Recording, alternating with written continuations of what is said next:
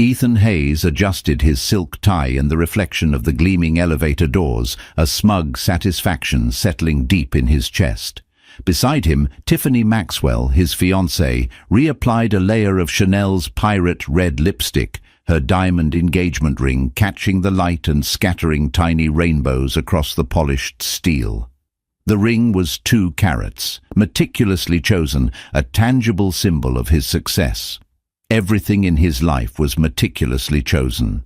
"Do you think Amelia will be there?" Tiffany asked, her voice a practiced, breathy purr. She snapped her compact shut, the sound echoing Ethan's own sense of finality. Ethan's smile tightened. "Chloe and Amelia were close in college, but I doubt it. Our worlds don't exactly overlap anymore." He let the words hang in the air, weighted with everything he didn't say. My world ascended. Hers stayed behind. The divorce had been 2 years ago, a clean surgical cut. He'd told himself it was for the best. Amelia, with her gentle spirit and her little hobbies, pottery, gardening, dreaming of a small sustainable design business, was an anchor holding him back. He was a shark in the corporate world of finance, and he needed a partner who could swim in the same predatory waters. Amelia wanted to save the world with compostable packaging. He wanted to conquer it with leveraged buyouts. Tiffany was his perfect co-conspirator. She understood the language of power lunches, the importance of a Hamptons share, and the subtle art of social climbing. She was a beautiful, ambitious accessory, and she made his life look exactly the way he wanted it to look on paper. The elevator opened onto the penthouse suite of the St. Regis, overlooking the glittering expanse of Manhattan. Their friends, Ben and Chloe, were getting married at a sprawling estate in Newport, and this pre-wedding cocktail party was the official kickoff. The air was thick with the scent of expensive perfume and the low hum of influential chatter. "Ethan, darling," Chloe, the bride-to-be, rushed over, a vision in white silk. "And Tiffany, you look breathtaking." Tiffany beamed. "We wouldn't miss it for the world." Ethan scanned the room, a king surveying his court. He saw hedge fund managers he'd outmaneuvered, rivals he'd crushed, and women who now looked at Tiffany with a sharp glint of envy. This was his victory lap. He had methodically built this life, brick by gilded brick, over the ashes of his quiet, comfortable marriage. He remembered the final argument with Amelia, her eyes wide with a hurt he'd refused to acknowledge. "But why, Ethan?" she had whispered, standing in the living room of their modest suburban home, a home she had lovingly decorated with handcrafted furniture and pots of thriving herbs. "I thought we were happy." "Happy isn't enough, Amelia," he'd said, the words tasting like ash even then. "I want more. I deserve more." He had believed it then, and he believed it now. He'd traded quiet contentment for thrilling success. He'd traded Amelia's soft, calloused hands for Tiffany's perfectly manicured ones. It was, by every metric he valued, a significant upgrade. "Did you hear who's sponsoring the champagne bar?" Ben, the groom, clapped Ethan on the back, pulling him from his reverie. "Julian Devereux." Ethan's eyebrows shot up. "The Julian Devereux, the tech mogul. What's his connection to you?" Ben laughed. "Not to me, my friend, to Chloe. Apparently he's a close friend of one of her old college buddies, a major investor in her friend's new company. He's a surprisingly down-to-earth guy for someone who could buy this entire city block with his pocket change." Ethan felt a familiar thrum of ambition. An introduction to Julian Devereux could be game-changing. He was a legend, a recluse who had built a tech empire from his garage and was now a titan of industry and philanthropy. "Which friend?" Tiffany asked, her eyes already scanning the room, no doubt calculating the potential social capital. "Amelia," Ben said casually, taking a sip of his drink. "Amelia Hayes. You remember her, right, Ethan?" The name hit Ethan with the force of a physical blow. The air in the room suddenly felt thin, the celebratory chatter fading to a dull roar in his ears. He turned to Ben, his carefully constructed composure threatening to crack. "Amelia? My Amelia?" "Yeah, man, she's here. Somewhere." Ben gestured vaguely towards the crowded terrace. "Chloe said she's doing incredibly well. started some eco-design firm that's apparently taking the world by storm. Devereaux is her primary backer. Crazy, right? Ethan's heart hammered against his ribs. It wasn't possible. Amelia, the woman who cried when a plant died, the woman who thought a successful weekend was perfecting a sourdough starter, was mingling with billionaires. The floor seemed to tilt beneath his feet. Tiffany squeezed his arm, her nails digging in slightly. "Well, isn't that quaint?" she said, her voice dripping with condescension. "Good for her, finding a rich benefactor." But Ethan wasn't listening. He was staring at the doors to the terrace, a cold dread coiling in his stomach. He had written the final chapter of their story himself, casting her as the forgotten, heartbroken wife. It had never occurred to him that she might have started a whole new book without him, and from the sound of it, her new story was a bestseller. The Newport estate was a monument to old money, a sprawling Gilded Age mansion with manicured lawns that rolled down to meet the churning Atlantic. The air was crisp and salty, a stark contrast to the stifling atmosphere of the Manhattan penthouse. Yet for Ethan, the feeling of suffocation had only intensified. He had spent the entire night replaying Ben's words, each syllable a small, sharp jab at his ego. Tiffany, sensing his distraction, had become increasingly possessive, her hand a constant branding presence on his arm. "Stop thinking about her," she'd hissed in the car on the way over. "This is our weekend. We're the power couple here, remember?" He remembered. It was the role he had written for them. But now the script felt flimsy, the lines hollow. As they walked towards the grand ballroom where the ceremony was to be held, Ethan couldn't stop scanning the impeccably dressed crowd. He was looking for a ghost, the ghost of the woman he thought he knew. He expected to see her looking lost, perhaps a little weathered, a woman out of her depth in a world of such opulence. And then he saw her. She was standing near a large marble fountain talking to the bride's mother. She wasn't lost, she was luminous. The years since their divorce had not weathered her. They had refined her. Her hair, which she used to tie back in a simple, practical ponytail, now fell in soft, elegant waves around her shoulders. She wore a deep, emerald green dress that clung to her figure in a way that was both sophisticated and undeniably alluring. It was a color she'd never worn when they were together, claiming it was too bold. But the most profound change was in her posture. The slight, apologetic slump he had never noticed until it was gone was replaced by a straight-backed, easy confidence. She laughed at something the older woman said, a genuine, uninhibited sound that seemed to cut through the polite murmur of the crowd. It was the laugh he remembered from their first date, a sound he hadn't heard in years. A wave of something hot and unfamiliar washed over him. It wasn't just surprise, it was a confusing, unwelcome cocktail of regret and jealousy. He, Ethan Hayes, the man who had everything, was jealous of the life his ex-wife had built without him. "Is that her?" Tiffany's voice was a sharp whisper beside him. He could feel her assessing Amelia from head to toe, her eyes lingering on the simple but clearly expensive cut of the dress, the single, elegant pearl earring, the radiant glow of her skin. "The dress is nice, for her." The faint praise was a sharper insult than any overt criticism. It was Tiffany's way of re-establishing the hierarchy, but the barb missed its mark. Ethan was too transfixed.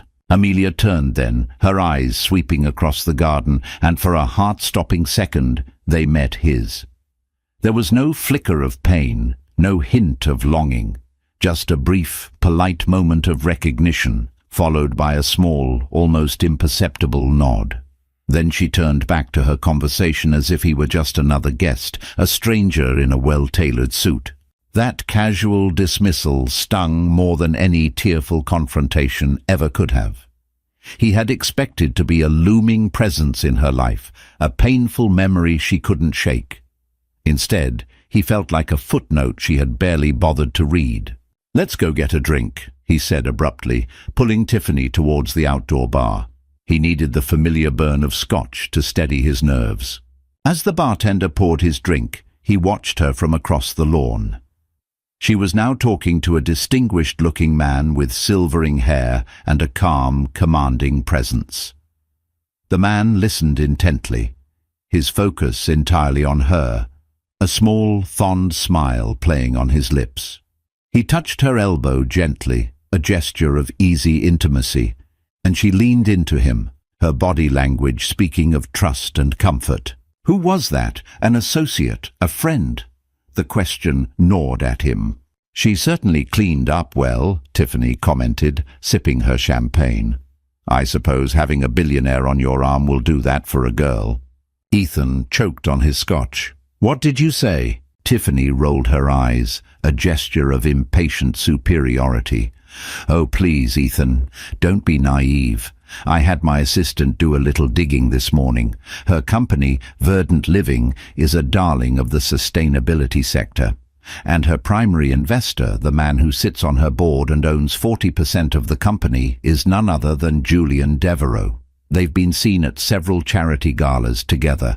The society pages are calling them the eco-power couple. She took another delicate sip. It seems your little homemaker learned how to play the game after all. Ethan's knuckles were white where he gripped his glass. He looked back at Amelia and the silver-haired man. He was watching them with a new, horrifying clarity. The man's suit was impeccably tailored but understated. His watch was a Patek Philippe, but not a flashy model. He exuded a quiet power that dwarfed Ethan's own performative success. This was him. This was Julian Devereaux. And he wasn't just her benefactor. The way he looked at her, the way she smiled at him, it was a language Ethan knew intimately, a language he and Amelia had once spoken fluently before he had forgotten how. He was looking at Amelia and her new husband. The wedding ceremony was a beautiful affair, held in a rose garden overlooking the ocean. The scent of salt and roses mingled in the air as Chloe and Ben exchanged their vows. Ethan stood beside Tiffany, a hollow man in a bespoke suit. He could feel the weight of Tiffany's stare, her sharp, analytical gaze boring into the side of his head. She wasn't just his fiancée anymore. She was his warden, silently daring him to show a single crack in his facade. He couldn't focus on the vows. His mind was a maelstrom, replaying the image of Amelia with Julian Devereaux. It was one thing to hear that she was successful. It was another entirely to witness it, to see the living, breathing proof that her world had not ended with his departure. In fact, her real life seemed to have begun right at the point he'd declared theirs over. The officiant, a warm, charismatic woman, was personalizing the ceremony. Chloe and Ben are so grateful to have all of you here, the people who have shaped them. They want to give a special thanks to their mentors, the people who have guided them not just in their careers, but in love. Ethan's stomach clenched. Ben, of course, has his father to thank. And Chloe, the officiant beamed, turning towards the front row, wants to acknowledge a woman whose resilience and vision have been a profound inspiration to her. A woman who, after facing her own crossroads, built a new path not just for herself, but for a more sustainable future. We are so honored to have her and her husband with us today. Please join me in celebrating Amelia Hayes and Mr. Julian Devereaux. A ripple of polite, appreciative applause went through the crowd. Heads turned. Ethan felt hundreds of eyes on him, or maybe it was just his own paranoia. He watched as Amelia, seated in the front row, gave a small, humble smile, while Julian placed a hand over hers, his pride in her evident to anyone who looked. The name spoken aloud in this public forum was a death knell to the narrative Ethan had so carefully crafted. Amelia Hayes and Mr. Julian Devereaux. It wasn't just a business arrangement. The officiant had said, husband. The word echoed in the cavernous space of Ethan's skull. Husband. Tiffany's grip on his arm was like a vice. Smile, she breathed, her voice a low, dangerous command. Everyone is looking. He forced his lips into a semblance of a smile. It felt like stretching cold clay. He was an actor in a play he hadn't auditioned for, and he had just forgotten all his lines. He saw it all now, the quiet confidence, the expensive but understated dress, the presence in the front row. It wasn't a fluke. It wasn't a lucky break. This was her life. The rest of the ceremony passed in a blur. He registered the exchange of rings, the kiss, the triumphant recessional, but it all felt like it was happening behind a thick pane of glass. His reality had been reduced to a single, searing fact. Amelia was married to a billionaire. A man whose net worth was so vast, Ethan's own considerable wealth was like a child's piggy bank in comparison. A man known not just for his fortune, but for his intellect, his foresight, his quiet philanthropy. He hadn't just been replaced, he had been rendered utterly and completely insignificant. At the cocktail hour that followed, the atmosphere was jubilant. Waiters circulated with trays of champagne and ludicrously intricate canapes. Ethan felt a desperate need to escape, but Tiffany was already steering him towards a small group of people. "That's Marcus Thorne," she whispered, her eyes gleaming with ambition. "He runs the acquisitions department at Sterling Cooper. You need to talk to him." For the first time, the prospect of networking, of climbing another rung on the ladder, felt nauseatingly pointless. What was the point of his little kingdom when a true emperor was in the room? But he played his part, shaking hands with Marcus, exchanging pleasantries, his voice sounding distant and foreign to his own ears. His eyes kept drifting, searching for the emerald green dress. He found her near the raw bar, laughing with a small group of people. Julian was by her side, his arm resting lightly on the small of her back. He wasn't showing her off like a trophy, the way Ethan so often did with Tiffany. He was simply with her, a quiet, unshakable unit. Ethan excused himself from the conversation with Marcus Thorne, ignoring Tiffany's furious glare. He walked to the bar and ordered another scotch. Neat. As he brought the glass to his lips, he caught his own reflection in the mirror behind the bar. He saw a man who looked successful, confident, in control. But it was a lie. He was a fraud. His entire life was a carefully curated illusion of victory, and the one person who was supposed to be his vanquished foe had just exposed it all without saying a single word. The truth was a bitter pill. He hadn't left Amelia because she was holding him back. He had left her because he had been too small to see the size of her dreams. The seating chart at a wedding reception is a masterclass in social engineering, a delicate web of alliances, old flames, and potential business deals. When Ethan and Tiffany found their table, a small, elegant card bearing their names, Ethan's blood ran cold. Table 7, and directly across from them, 2 other name cards, Mrs. Amelia Devereux and Mr. Julian Devereux. It was a deliberate act. Chloe, in her bridal bliss, had either committed a monumental act of social cruelty or was a master strategist. Perhaps she thought enough time had passed. Perhaps she wanted to force a reconciliation. Or perhaps, Ethan thought with a sickening lurch, she was simply acknowledging the new reality. Amelia was now in a social stratosphere that required a seat at the prime table, and as her ex-husband, he was a necessary, awkward appendage. "Oh, this is just perfect," Tiffany muttered, her voice tight with fury as she slid into her seat. Her smile was a slash of red, a warning sign. "Just breathe, Ethan. We are going to be gracious, charming, and completely unbothered." It was a tall order. Being unbothered was the last thing Ethan felt. He felt like a bug under a microscope. A moment later they arrived. Amelia moved with an unhurried grace that he now recognized as the byproduct of genuine self-assurance. Julian pulled out her chair for her, a small, courteous gesture that felt both old-fashioned and incredibly intimate. "Ethan! Tiffany!" Amelia said, her voice calm and even. There was no malice in it, no triumph. It was the polite acknowledgement of a former acquaintance. "It's been a while." "Amelia," Ethan managed, his own voice sounding rough. "You look, well." It was the understatement of the century. She looked magnificent. "Congratulations on your engagement," she added, nodding towards Tiffany's ring. Tiffany, seizing the opportunity to flaunt, held up her hand.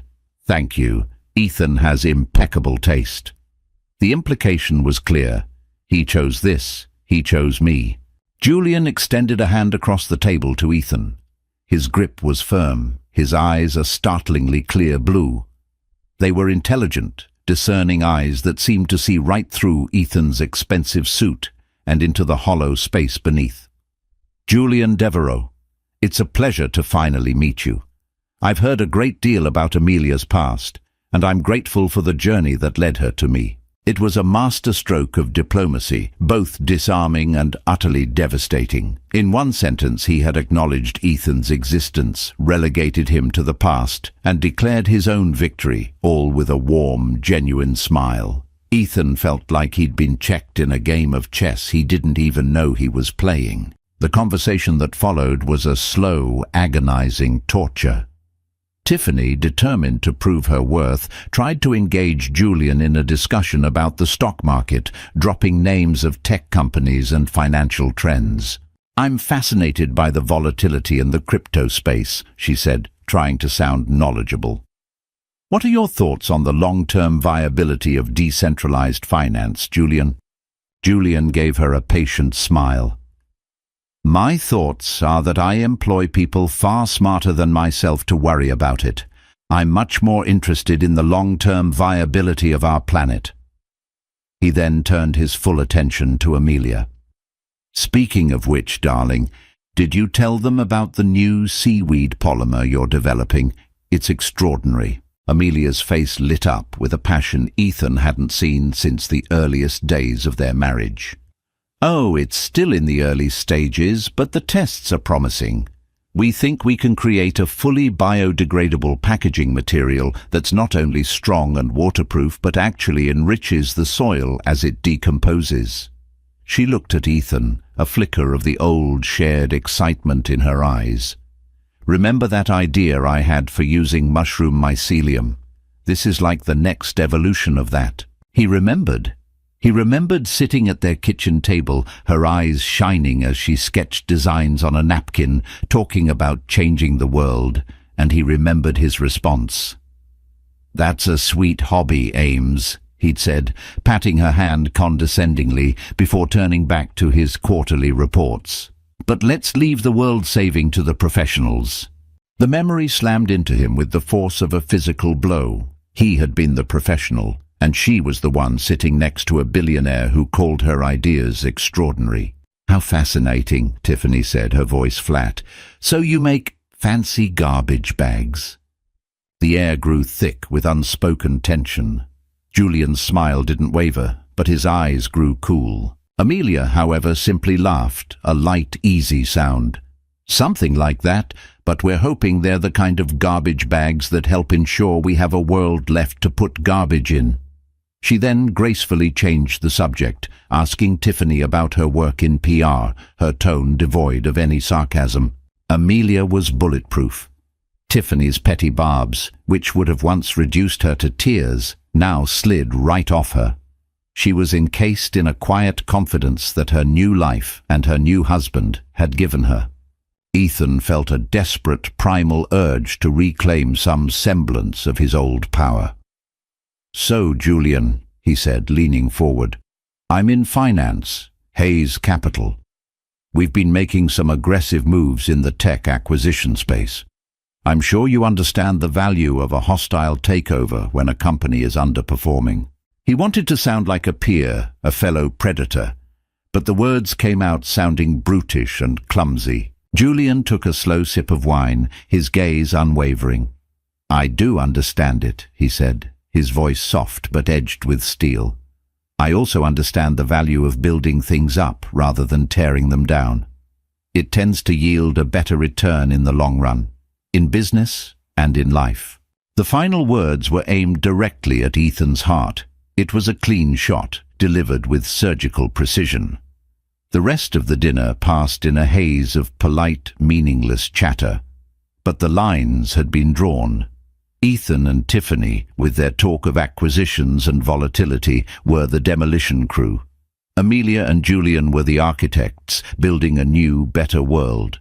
And Ethan was beginning to understand, with horrifying clarity, which side he had chosen and all that he had destroyed in the process. The wedding band was loud, playing a generic but danceable set of pop hits.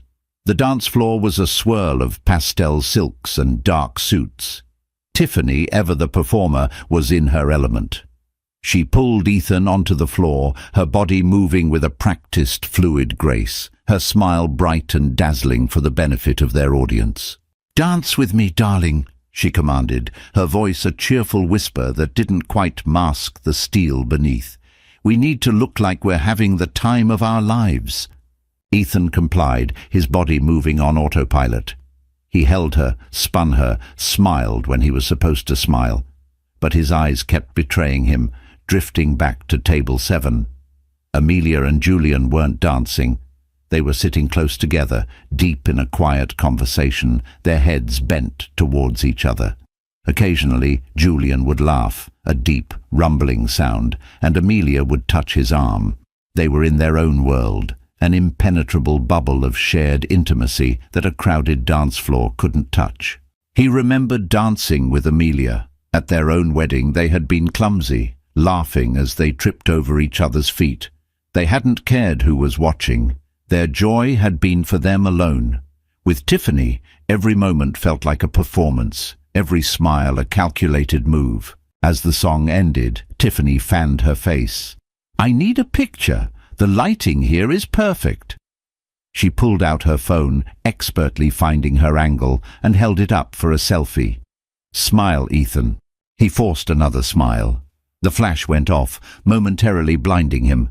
Tiffany immediately began tapping at the screen, her brow furrowed in concentration. "The caption has to be perfect," she murmured, more to herself than to him. "Celebrating love with my love." No, too cliché. "The future Mr. and Mrs. Hayes." Yes, that's better. Assertive. Ethan watched her, a sudden jarring sense of detachment washing over him. He saw her not as his fiancée, but as a stranger obsessed with crafting a narrative.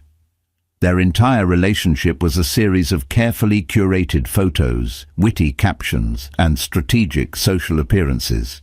It was a brand, not a bond. He excused himself, needing air. He walked out onto one of the stone terraces, the cool night air a welcome relief. The sound of the ocean, a steady, rhythmic crash, was a soothing counterpoint to the chaos in his head. He overheard 2 women talking near the balustrade. He recognized one as a prominent art dealer from New York.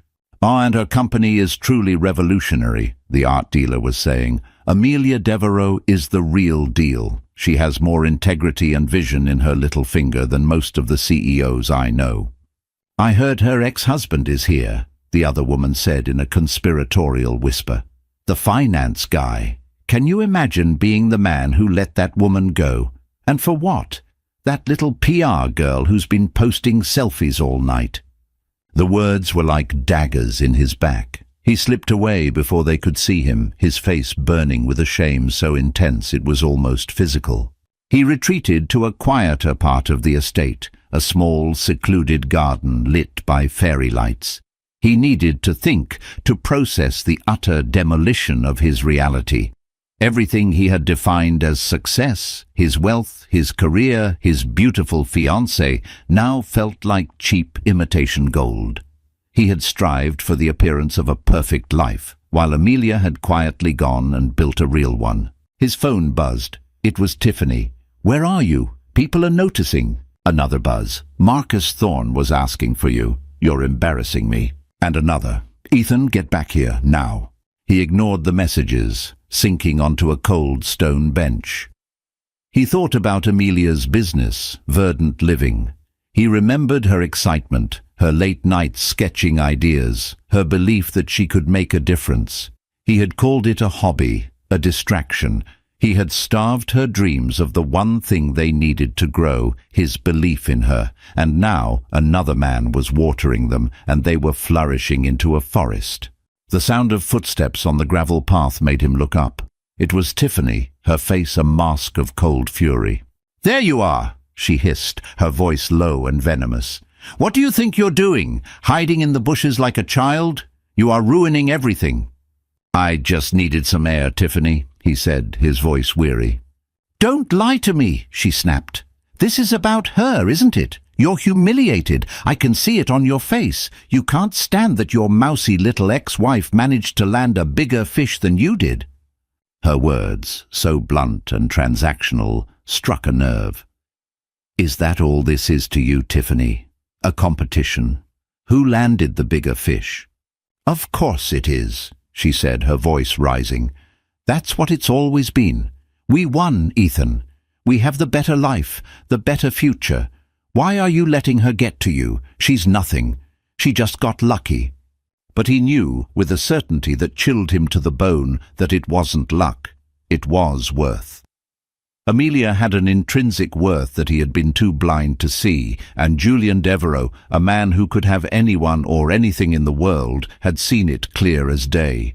"Maybe we didn't win," he said quietly, the thought taking shape as he spoke it. "Maybe we just chose a different prize." Tiffany stared at him, her perfectly painted lips parted in disbelief. "What is that supposed to mean?" "It means I'm tired, Tiffany," he said, looking not at her, but at the distant, indifferent stars. "I'm tired of the performance, of the captions and the pictures, and the constant, exhausting effort of it all." The anger in her eyes was replaced by a flicker of fear. She had built her future on the foundation of their partnership, on the brand of Ethan and Tiffany. She was seeing the first terrifying cracks appear in that foundation. "Don't be ridiculous, Ethan," she said, her voice softening slightly, becoming persuasive. "You're just emotional. It's the wedding, the open bar. Let's go back inside. We'll dance, we'll smile, and tomorrow this will all be forgotten." She reached for his hand, but he pulled away. The gilded cage he had so proudly constructed for himself suddenly felt very small and very, very cold. And for the first time, he was seriously considering how to get out. The party was beginning to wind down. The older guests had departed, leaving the dance floor to the most determined revelers. Ethan had returned to the ballroom with Tiffany, but the chasm between them was now a palpable thing. They stood together, but they were miles apart. He was going through the motions, a ghost at the feast, his mind elsewhere. He needed to speak to her. Not to reclaim her, not to apologize in the hopes of a second chance, but to understand. He needed to hear it from her. He needed to know how the quiet, unassuming woman he had married had transformed into this powerhouse of grace and success. He saw his chance when Julian was pulled away by the groom for a final celebratory cigar on the veranda. Amelia remained at the table, sipping a glass of water, a small, serene smile on her face as she watched the last of the dancers. "I'll be right back," he told Tiffany, his voice leaving no room for argument. He walked over to the table, his heart pounding a nervous rhythm against his ribs. He felt like a boy approaching his first crush, clumsy and uncertain.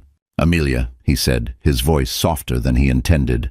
She looked up, her expression unreadable. "Ethan, can we talk, just for a minute?" She hesitated, then gave a slight nod, gesturing to the empty chair beside her. He sat down, the space between them charged with 2 years of unspoken history. I just wanted to say congratulations," he began, fumbling for the right words. "On everything. Your company. It's incredible. I'm happy for you." To his surprise, he found that he meant it. Beneath the layers of shock and bruised ego, there was a genuine spark of pride. A real smile touched her lips. "Thank you, Ethan. That means something." "How did you do it?" he asked, the question raw and honest. "After I left. I never imagined." She looked at him, her eyes clear and direct. There was no pity in them, only a calm, reflective wisdom. "In a way, Ethan, I did it because you left.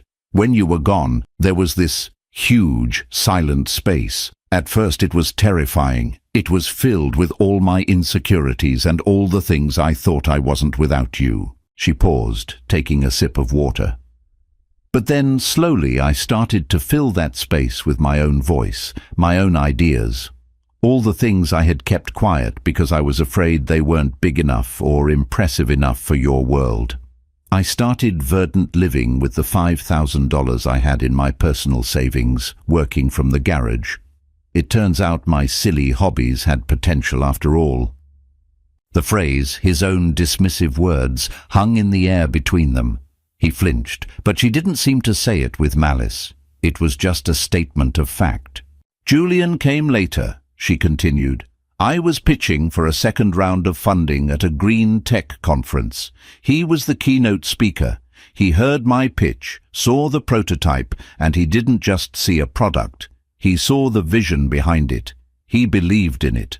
More importantly, he believed in me. The simplicity of it was devastating.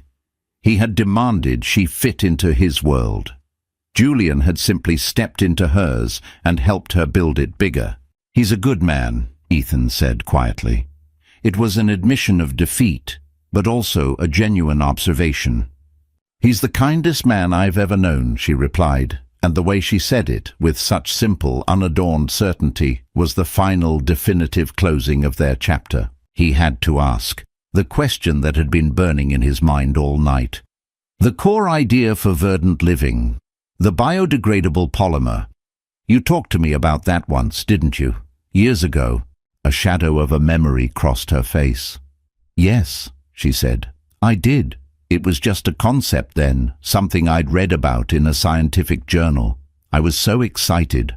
I sketched it out on a napkin for you at La Trattoria, our old anniversary spot. He remembered. He remembered being annoyed that she was distracted, that she was talking about mushroom packaging when he was trying to celebrate a promotion. What did I say? He asked, though he already knew the answer. He needed to hear the nail being hammered into his coffin. Amelia looked away for a moment, out at the ocean visible through the large ballroom windows. You told me it was a nice thought, but impractical. You said, Ames, you have a good heart, but you don't have a head for business. Stick to what you're good at. And then you crumpled up the napkin and asked the waiter for the check. There it was, the moment.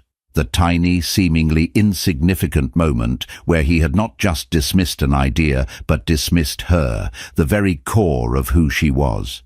He hadn't just failed to support her dream, he had actively crushed it, tossing it aside like a piece of trash. And from that discarded napkin, she had built an empire. Julian hadn't given her the idea. He had only nurtured the seed that Ethan had tried to bury. He felt a profound, gut-wrenching shame. It was a shame that went deeper than professional jealousy or social humiliation. It was the shame of a man who had been given a rare, precious gift and had been too arrogant and too blind to recognize its value. I'm sorry, Amelia, he whispered, the words feeling utterly inadequate. For that, for everything, I was a fool. She finally looked back at him, and for the first time he saw a flicker of the old, familiar softness in her eyes. Yes, you were, she said, not unkindly. But our ending, Ethan, was my beginning.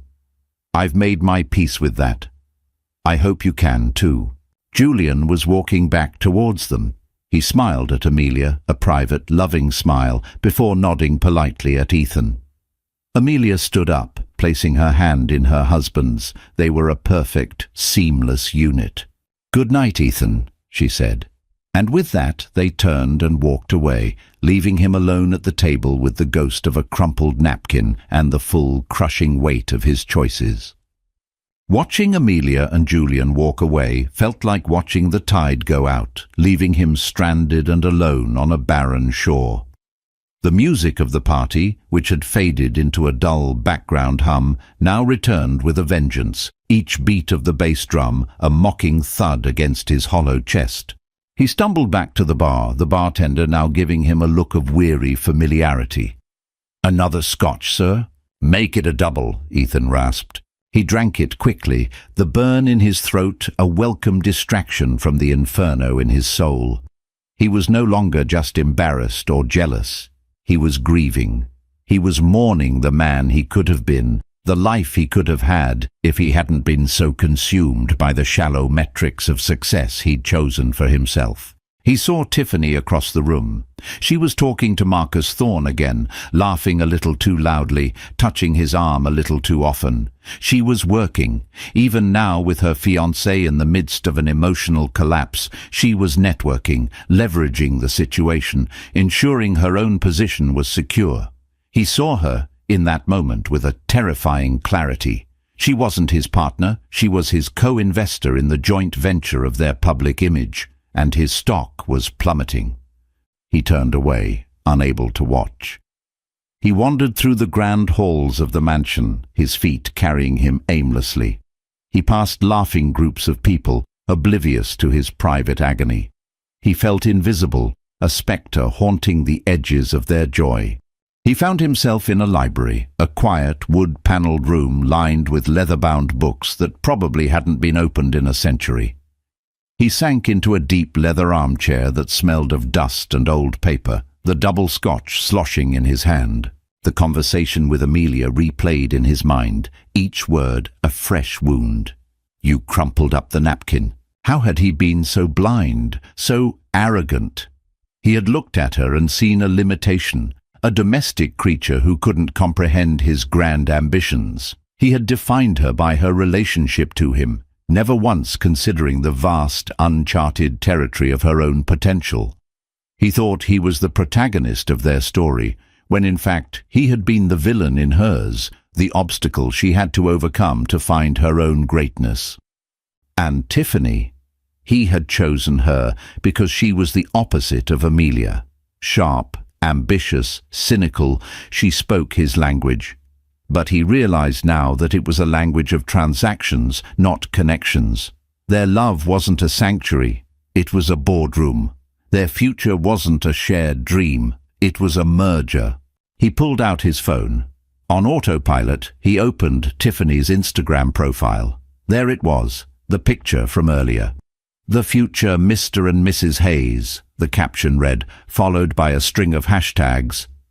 Wedding vibes, one power couple, one future is bright. It was a lie, a glossy, filtered, perfectly composed lie. There was no future, not for them. He couldn't go back to playing that part. The costume no longer fit. The man in that picture, smiling vacantly next to a woman showcasing a diamond ring, was a stranger to him now. He thought of Julian Devereux. The man had everything Ethan had ever wanted, wealth beyond measure, power, respect. But he wore it all so lightly. He hadn't been flaunting his success. He had been celebrating his wife's. His power was quiet, confident, rooted in something real. Ethan's was loud, brittle, a desperate performance to convince himself and the world that he mattered. The library door creaked open. It was Tiffany. Her smile was gone, her face hard and stripped of all pretense. There you are, she said, her voice cold. Hiding, again. I'm not hiding, Tiffany, I'm thinking. Thinking about what? How you're going to crawl back to her. It's a little late for that, Ethan. The billionaire ship has sailed.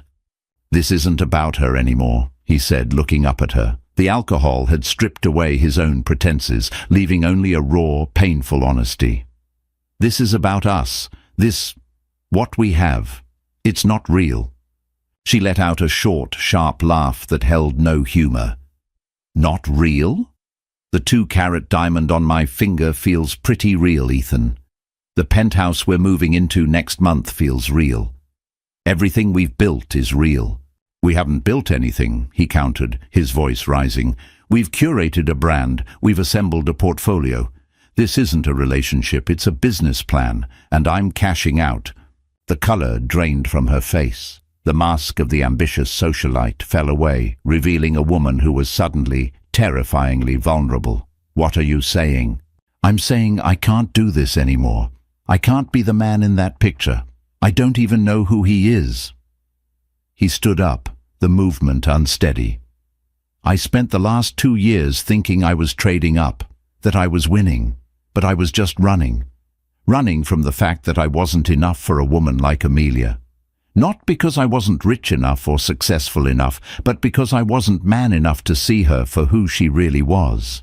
He looked at Tiffany, And for the first time, he saw not a prize to be won, but another person who had bought into the same lie he had. "And I'm not enough for you either, Tiffany. Not the man you want me to be. You don't want a partner, you want an asset, and this asset is depreciating fast." Tears welled in her eyes, tears of rage and frustration. "You're a fool, Ethan. You're throwing away everything for a ghost, for a memory." "No," he said, his voice finally steady. "I'm throwing away the ghost, the performance. For the first time in a long time, I want something real." He walked past her, out of the library, and out of the life he had so carefully and so mistakenly constructed. The party was over. The long night of his reckoning had just begun. The drive back to New York was a silent 4-hour ordeal. The air in the car was thick with unspoken accusations and the death of a future.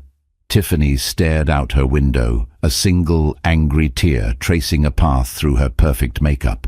Ethan just drove, his hands gripping the steering wheel, his gaze fixed on the endless stretch of highway ahead. There was nothing left to say. They had already said it all in the library. They parted ways at the entrance to their apartment building, the one he would now be leaving. She slid the diamond ring off her finger and placed it on the empty passenger seat without a word. The gesture was cold, final, and transactional. The end of a deal. The next few weeks were a blur of logistics and introspection. Ethan moved out, finding a smaller, simpler apartment downtown. He put his penthouse up for sale. He went to work, but the thrill of the trading floor, the adrenaline of a hostile takeover, it was all gone. It felt like a game he no longer understood the rules of, or perhaps had never wanted to play in the first place. He was adrift. He had spent so long defining himself by his ambition, by his possessions, by the woman on his arm, that without them he wasn't sure who he was. He was haunted by the man in the mirror, a stranger with tired eyes, and a life full of expensive things that brought him no joy. One rainy Saturday, he found himself unpacking a box of old belongings he'd retrieved from storage, things from his life with Amelia. He found an old photo album. He sat on the floor of his empty new apartment and flipped through the pages. There they were, younger, less polished, but undeniably happy. A picture of them on a hiking trip covered in mud. A picture of them in their first tiny apartment, painting the walls themselves. A picture of Amelia in her garden, her face beaming with pride over a row of crooked-looking carrots. He saw it then. The wealth he had thrown away hadn't been monetary. It had been a wealth of shared moments, of simple joys, of authentic connection. He had traded it all for a portfolio of empty victories. He had one final awkward conversation with Tiffany when she came to pick up the last of her things. She was composed, her armor firmly back in place. "I hope you find whatever it is you're looking for, Ethan," she said, her voice devoid of emotion. "Some little slice of authentic middle-class misery, I suppose." "I hope you find what you're looking for too, Tiff," he replied with no malice. He realized he did. He hoped she found a man who wanted to be the asset she was looking for, who would find joy in their shared ambition. She wasn't a villain, she was just a woman who wanted a different life than the one he now knew he needed. After she left, he sat in the silence, feeling not the misery she'd predicted, but a strange, unfamiliar sense of peace. It was the peace of surrender. He had stopped fighting to be someone he wasn't. A few days later, he saw an article online. It was a feature in Forbes, titled "The Visionaries of Verdant: How Julian and Amelia Devereaux Are Building a Greener Tomorrow." There was a picture of them standing in a field, Amelia holding a small, thriving sapling. They weren't looking at the camera. They were looking at each other, their smiles genuine and unguarded. The article detailed the incredible work they were doing, not just with her company, but through their new philanthropic foundation, dedicated to funding sustainable startups and environmental education. It spoke of Amelia's passion and Julian's unwavering support. The old Ethan would have been consumed by a toxic brew of envy and rage, but the man sitting on the floor of his empty apartment felt something different. He felt a quiet sense of awe. And he smiled. It was a real smile, not for a camera, not for an audience, but for himself. He was genuinely happy for her. Her success no longer felt like a reflection of his failure. It was simply her story, a story he was privileged to have once been a small part of. He closed the laptop. The wedding in Newport had been a funeral, the death of his ego, the death of his illusions, and now, in the quiet aftermath, something new was beginning to grow. He didn't know what his future looked like. It wouldn't be as glossy or as grand as the one he had planned, but he knew, with a certainty that settled deep in his bones, that it would be his. It would be real. And for the first time in a very long time, that was more than enough. 6 months passed. The seasons turned, painting the city in the muted tones of late autumn. Ethan's life had been stripped down to its essentials. He'd sold the penthouse and the flashy sports car. He'd left his high-pressure job at Hayes Capital, taking a position at a smaller, more ethical investment firm that focused on socially responsible ventures. The pay was a fraction of what he used to make, but for the first time he didn't feel like he was selling his soul with every transaction. His new apartment was modest, but it had a small balcony. On it he had placed a few large pots. He'd spent a weekend at a local nursery, awkwardly asking questions about soil and drainage. He was trying to grow tomatoes. Most of the early attempts had withered, but one small plant was now stubbornly bearing tiny green fruit. He found an absurd amount of pride in it. He was rebuilding his life not from the top down, but from the ground up. He reconnected with old friends he had neglected during his relentless climb, the ones who knew him before the ambition had consumed him. He had coffee with his sister, who told him, "It's good to have my brother back. I didn't much care for that CEO you were pretending to be." He was learning to find joy not in acquisition, but in experience. The taste of a well-made coffee, the pleasure of a long run along the river, the satisfaction of helping a small, meaningful company get the funding it needed to grow. His world had become smaller, quieter, and infinitely more profound. One crisp November afternoon, he was walking through a farmer's market in Union Square, enjoying the vibrant chaos. He was buying a loaf of sourdough bread when he heard a familiar voice. "They're beautiful, aren't they?" He turned. It was Amelia. She was alone, dressed in simple jeans and a warm sweater, holding a canvas tote bag filled with fresh vegetables. For a heart-stopping moment, the world seemed to slow down. "Amelia," he said, his voice catching slightly. "Ethan," she smiled, a warm, easy smile that held no ghosts. "Fancy meeting you here." I live nearby now," he said, gesturing vaguely. "Trying out the simple life." He meant it as a self-deprecating joke, but it was the truth. "It's not so simple, is it?" she said, her eyes twinkling. "It takes a lot more work to grow a carrot than to short a stock." He laughed, a genuine, unforced laugh. "You have no idea. I'm currently at war with aphids on my tomato plant." "Try a little neem oil," she suggested easily, "and talk to them. They like the attention." They stood in a comfortable silence for a moment, the bustling market swirling around them. It wasn't awkward. It was peaceful. Two people who had once shared a life, now standing as two separate whole individuals. "I saw the Forbes article," he said. "What you're doing is amazing, truly." "Thank you," she said. "It feels good. It feels like what I was always meant to be doing." She paused, her gaze thoughtful. "You look good, Ethan. You look calm."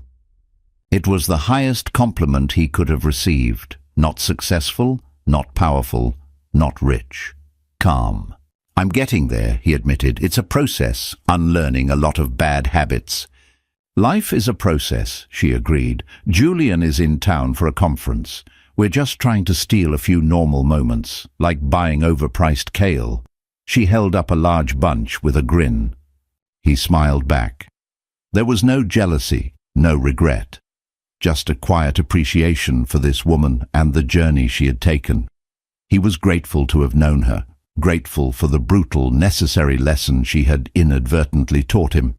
She had been the catalyst for his own transformation. "Well," she said, shifting her bag. "I should go. He'll be wondering where I've gotten to." "It was good to see you, Amelia, really good." "You too, Ethan." She turned and walked away, disappearing into the crowd. He watched her go, a feeling of profound peace settling over him. He hadn't needed her forgiveness to be free. He had needed to forgive himself. He paid for his bread, the warmth of the loaf seeping into his hands. He looked down at his own hands. No flashy watch, no signs of a fresh manicure. They were just hands. Hands that could now tell the difference between good soil and bad. Hands that were learning, slowly, how to build things that last. He had a long way to go, but for the first time he was walking in the right direction, on a path of his own making, towards a future that felt authentic and true. And that was a treasure no amount of money could ever buy.